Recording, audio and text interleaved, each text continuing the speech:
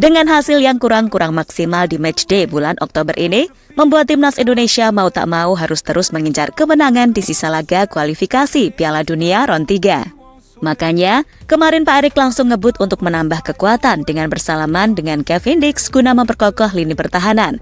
Namun selain itu, tentunya kita juga sangat membutuhkan sosok baru di lini serang agar lebih meyakinkan. Sebab dalam keadaan sekarang, timnas harus mencuri poin penuh sehingga bisa mencapai target. Untuk itu, beberapa penyerang Eropa blasteran Indonesia baru-baru ini mengaku kepada media kalau dirinya dihubungi oleh pihak PSSI untuk ditanyakan soal kesiapannya untuk diproses selanjutnya. Di sisi lain, ini juga bisa digunakan sebagai senjata balas dendam kepada Bahrain, mengingat pemain-pemain ini juga gregetan lihat timnas dicurangi kemarin. Dan inilah beberapa penyerang yang dibocorkan media telah dihubungi oleh PSSI. Akankah tercipta trio maut baru? In the shadows we won't hide, facing storms we won't divide. With every breath we will confide, our dreams of glory amplified. We can't beat the Saudi with strength and unity. Setelah hasil kontroversi menghadapi Bahrain yang sangat merugikan, ditambah nihil ketika bertandang ke Cina, membuat timnas Indonesia sekarang harus berjuang lebih ekstra lagi untuk mengejar harapan yang masih cukup terbuka lebar di kualifikasi. Seperti yang kalian tahu, dua hasil di matchday Oktober memang sangat jauh dari target, sehingga kita harus tersingkir dari zona aman klasemen grup C. Untuk itu, PSSI nampaknya akan terus ngebut buat cari, lalu memproses pemain keturunan baru yang bermain di liga-liga Eropa. Seperti kemarin, Pak Erik udah salaman sama Bang Kevin. Dan kabar terbaru mencuat, penyerang-penyeranglah yang akan segera diurus setelah bek sudah cukup banyak.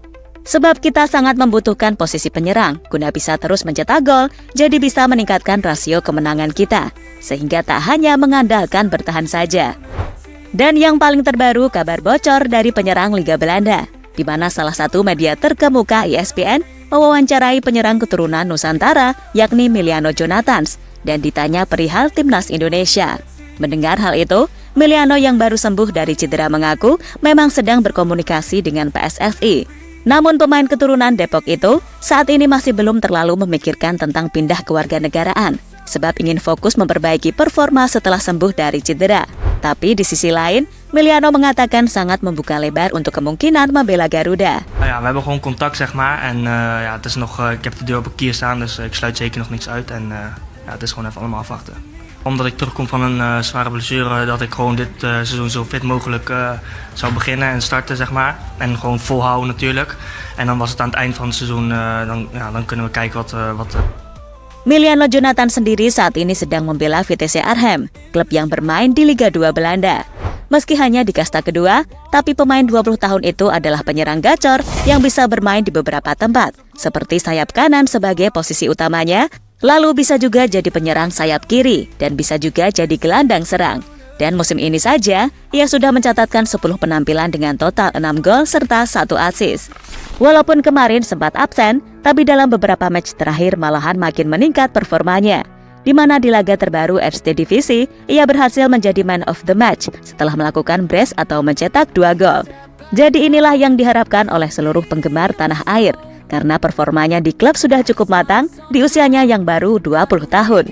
Namun selain Miliano Jonathans, media ternyata juga membocorkan penyerang lain yang bisa menciptakan trio lini serang maut bagi timnas Indonesia, jika saja PSSI bisa merealisasikannya.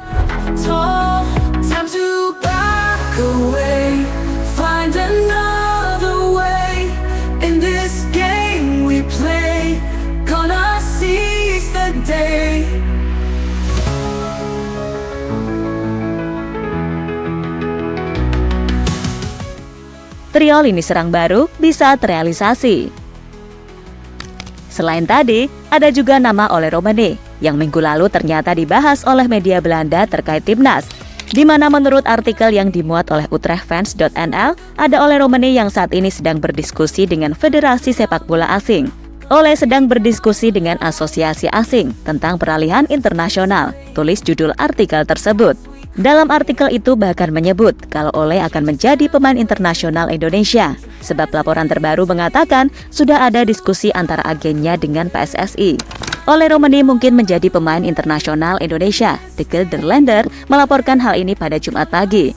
Romani dan manajernya dilaporkan sudah berdiskusi dengan pejabat Persatuan Sepak Bola Indonesia tentang peralihan internasional. Striker berusia 24 tahun dari FC Utrecht ini lahir di Nijmegen, tetapi juga berasal dari Asia. Ole Romani sendiri mempunyai darah keturunan Medan, yang saat ini sedang membela FC Utrecht sebagai sayap kanan. Dan penyerang 24 tahun itu cukup diandalkan dalam tim yang mana sudah memainkan 7 game dengan melesatkan 2 gol di Eredivisie. The crowd, don't let them surround me, gonna speak out loud. Past mistakes are fading, new paths we create, changes never. Selain Miliano dan Ole, ada juga nama Mauro Zylstra yang menurut jurnalis terpercaya Haris Pardede baru-baru ini menyebut kalau Mauro bersama Jairo saat ini sedang diproses untuk segera menyusul Kevin Dix yang sudah duluan. Kevin Dix sudah salaman dengan Erick Thohir, sebentar lagi Mauro Zylstra dan Jairo Redwold. Dan info ini saya dapat dari sumber terpercaya, kata pria yang sering disebut Bung Harpa dalam kanal YouTube-nya. Lebih lanjut, menurut sumber yang sama mengatakan kalau striker 20 tahun itu akan segera diproses kalau dokumennya nggak ada masalah, sehingga bisa secepatnya membela Garuda untuk berjuang dalam lanjutan round 3. Mudah-mudahan Mauro Zylstra dan Jairo Redwold sesuai dan tidak ada halangan.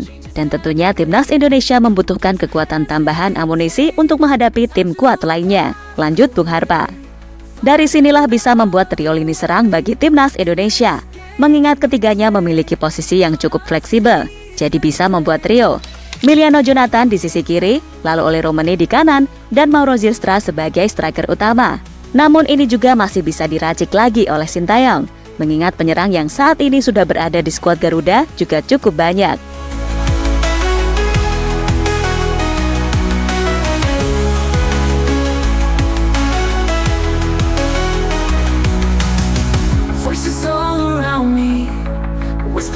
The crowd, don't let them surround me, gonna speak out loud.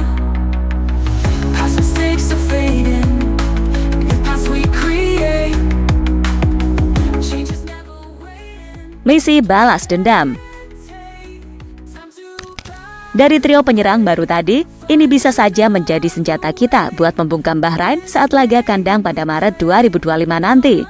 Mengingat untuk memproses ketiganya pasti membutuhkan waktu. Jadi paling realistis ya paling 2025. Bisa kali sudah masuk skuad Garuda semua, jadi bisa bantai Bahrain di GBK. Ya walaupun belum tentu main di Jakarta sih, karena ya tahu sendiri, anak emas AFC sekarang lagi minta pindah tempat main keluar Indonesia. Tapi yang pasti, adanya penyerang baru ini tentu akan sangat membantu timnas merah putih untuk makin pede menatap Piala Dunia. In this game we play, gonna seize the day.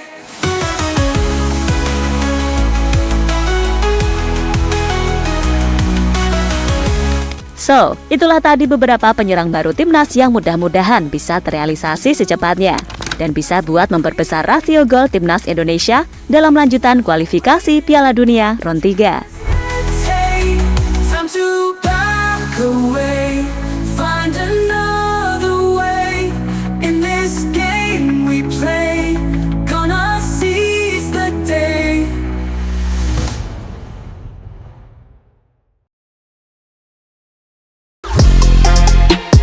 Halo, izin iklan sebentar ya guys. Jadikan ruangmu bernuansa timnas. Temukan beragam poster dinding, sepak bola dan timnas dengan desain menawan, kualitas premium dan harga yang tidak akan menguras kantong. Segera klik link Shopee di deskripsi video ini dan dukung timnas dengan sepenuh hati. Mulai dari dinding rumahmu.